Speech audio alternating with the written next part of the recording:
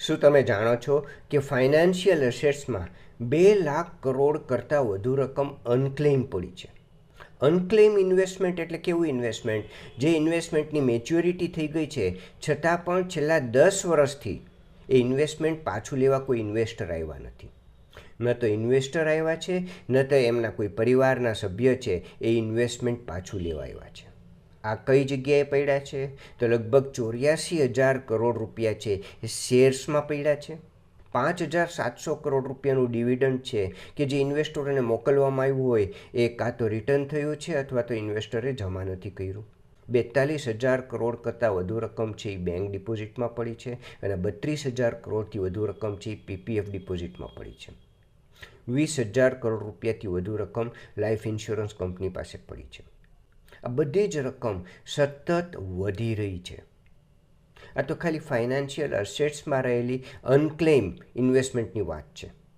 આટલી જ મોટી ઇન્વેસ્ટમેન્ટ છે એ ફિઝિકલ એસેટ્સમાં પણ અનક્લેમ પડ્યું છે. ફિઝિકલ એસેટ્સ એટલે કે લેન્ડ અને પ્રોપર્ટીમાં.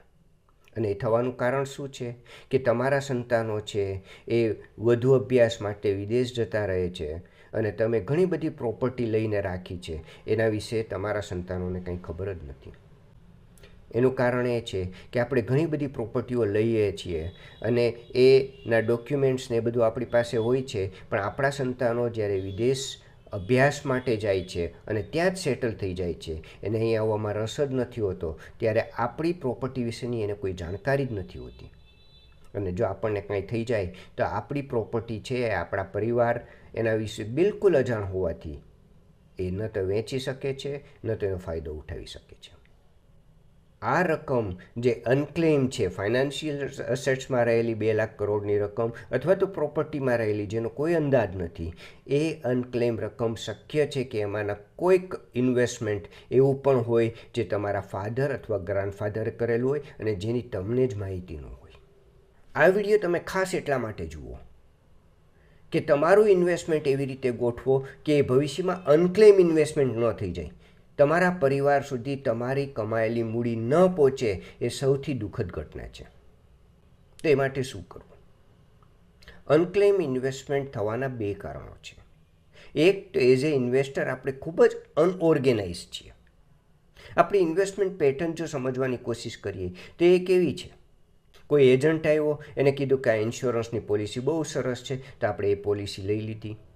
કોઈ એજન્ટ આવ્યો, એને મ્યુચ્યુઅલ ફંડની વાત કરી, કોઈએ પીપીએફની વાત કરી, આપણે 3-4 બેંક અકાઉન્ટ્સ ખોલ્યા છે અને બધી જગ્યાએ અલગ અલગ ફિક્સ ડિપોઝિટ કરેલી છે. આપણું ઇન્વેસ્ટમેન્ટ એટલું બધું વિખરાયેલું હોય છે કે 4-5 વર્ષ પછી આપણે પોતે ભૂલી જઈએ છીએ કે આપણે ક્યાં ઇન્વેસ્ટ કરેલું છે, કારણ કે આપણે આપણા ઇન્વેસ્ટમેન્ટનું કોઈ પણ પ્રોપર ડોક્યુમેન્ટેશન ક્યારેય કરતા જ નથી.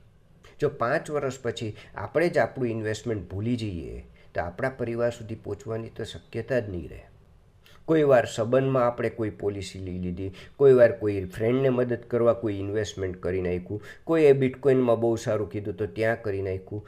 આ રીતે પ્રોપર ઇન્વેસ્ટમેન્ટ ન કરવાથી તમારું ઇન્વેસ્ટમેન્ટ અનક્લેમ ઇન્વેસ્ટમેન્ટમાં જતા રહેવાની સંભાવના ખૂબ જ વધી જાય છે. ઇન્વેસ્ટમેન્ટ અનક્લેમ થવાનું બીજું એક કારણ પણ સમજી લો. હું ટેકનો સેવી છું. મારે જો કોઈ ઇન્સ્યોરન્સ પોલિસી લેવી હોય તો હું ગૂગલમાં સર્ચ કરી લઈશ કે કઈ કઈ કંપનીની કેવી પોલિસી છે, બધું મારું રિસર્ચ કરી લઈશ, એઆઈનો ઉપયોગ કરીશ અને હું લાઈફ ઇન્સ્યોરન્સ પોલિસી જાતે ખરીદી લઈશ. મારે એજન્ટને રાખવાની શું જરૂર છે? હું મારી રીતે મારું મ્યુચ્યુઅલ ફંડનું ઇન્વેસ્ટમેન્ટ કરી લઈશ, મારી રીતે હું મોબાઈલ એપમાંથી શેર ટ્રેડિંગ કરી લઈશ, બધું હું જાતે કરી લઈશ. હવે તમે એક વખત વિચાર કરો કે કોઈ કારણસર હું હોસ્પિટલાઇઝ થયો અને 15 દિવસ સુધી હું લગભગ બેભાન જેવી અવસ્થામાં રહ્યો, ત્યારે પરિવારનું શું થશે? પરિવારને ખબર પડે કે મારા ખાતામાં 20-25 હજાર જેટલી જ રકમ છે. પરિવાર માટે ત્યારે ખૂબ જ મોટી મુસીબત થઈ જશે. 2 કારણોથી. એક તો પોતાના સ્વજનને હોસ્પિટલમાં જોવાનું દુઃખ અને બીજું કે પૈસાની સગવડ કેમ થશે? હોસ્પિટલમાં રોજ 25,000 રૂપિયાનું બિલ બનતું હોય અને 15 દિવસ સુધી રાખવા પડ્યા હોય તો 4-5 લાખ રૂપિયા ક્યાંથી લાવશું? સ્વજનો કદાચ મદદ કરે પણ પરિવારના સભ્યોને એ ચિંતા સતત રહેશે કે આજે એની પાસેથી ઉધાર લીધા, કાલે હું કેવી રીતે ચૂકવીશ? શું તમારી ગેરહાજરીમાં તમારું પરિવાર શેર ટ્રેડિંગ કરી શકશે? શું તમારી ગેરહાજરીમાં તમારું પરિવાર છે એ મ્યુચ્યુઅલ ફંડની સ્કીમ ક્યારે લેવી, કેમ કરવું, ક્યારે વેચવી એ બધું કરી શકશે? શું તમારી ગેરહાજરીમાં તમારા પરિવારના સભ્યો તમે લીધેલી લાઈફ ઇન્સ્યોરન્સ પોલિસી કઈ કંપનીની છે, એનો પોલિસી નંબર શું છે, એનો ક્લેમ કેવી રીતે કરવું એ બધું સંભાળી શકશે? શું તમારી ગેરહાજરીમાં તમારો પરિવાર મેડિક્લેમ કઈ કંપનીનો છે, કેટલાનો છે, કયા કાગળો કરવા, કેવી રીતે મેડિક્લેમ કંપનીને જાણ કરવી, આ બધું સંભાળી શકશે? અને હોસ્પિટલમાં જો હું રહ્યો અને ત્યાંથી જ એક્ઝિટ થઈ ગઈ, હું પાછો ઘરે જ ન આવી શક્યો, તો મારા ઇન્વેસ્ટમેન્ટ, મેં કરેલા ઇન્વેસ્ટમેન્ટ વિશે મારા પરિવારને ક્યારેય જાણ નહીં થાય કે મેં કઈ જગ્યાએ કેટલા રૂપિયાનું ઇન્વેસ્ટમેન્ટ કર્યું છે, કેવી રીતે કર્યું છે. અને બધી રકમ છે અથવા તો જેટલી રકમ એને જાણ નહીં થાય એ બધી જ અનક્લેમ ઇન્વેસ્ટમેન્ટમાં જતી રહેશે. તો ઘણીવાર આપણે થોડા પૈસા બચાવવા માટે, એજન્ટોના, બ્રોકરોના થોડા પૈસા બચાવવા માટે લાખો રૂપિયાનું નુકસાન કરી નાખતા હોઈએ છીએ, જેની આપણને ખબર જ નથી હોતી. તો આનાથી બચવા માટે શું કરવું જોઈએ? એ માટે તમારું જે કંઈ ઇન્વેસ્ટમેન્ટ હોય એના માટે એક વેલ્થ મેનેજર હોવો જોઈએ. હેલ્થ અને વેલ્થ આ બે ખૂબ જ અગત્યની વસ્તુઓ તમારા જીવનમાં છે. તમારી હેલ્થ માટે એક ફેમિલી ડૉક્ટર હોવો જોઈએ કે દરેક નિર્ણય તમે એ ફેમિલી ડૉક્ટરને પૂછીને જ લ્યો.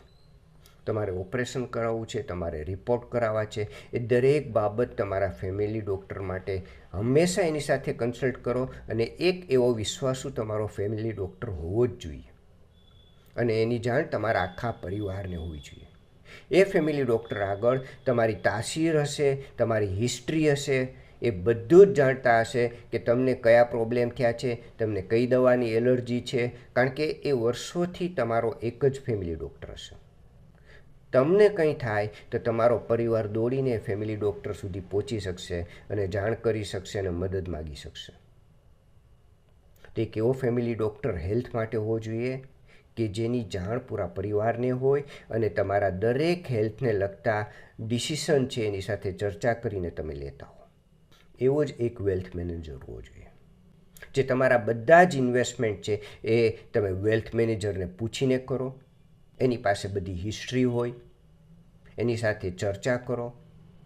એટલે તમને કંઈ થયું હોય તો તમારો પરિવાર છે એ વેલ્થ મેનેજર સુધી પહોંચી અને એને કહે કે અત્યારે 2 લાખ રૂપિયાની હોસ્પિટલમાં દાખલ કર્યા છે અને જરૂર છે, તો તમારા વેલ્થ મેનેજર છે એ તમારા કરેલા ઇન્વેસ્ટમેન્ટમાંથી ઉપાડીને બેંકના ખાતામાં જમા કરી શકશે. તમે હોસ્પિટલમાં હશો તો પણ તમારો પરિવાર આર્થિક મુશ્કેલીનો સામનો નહીં કરે.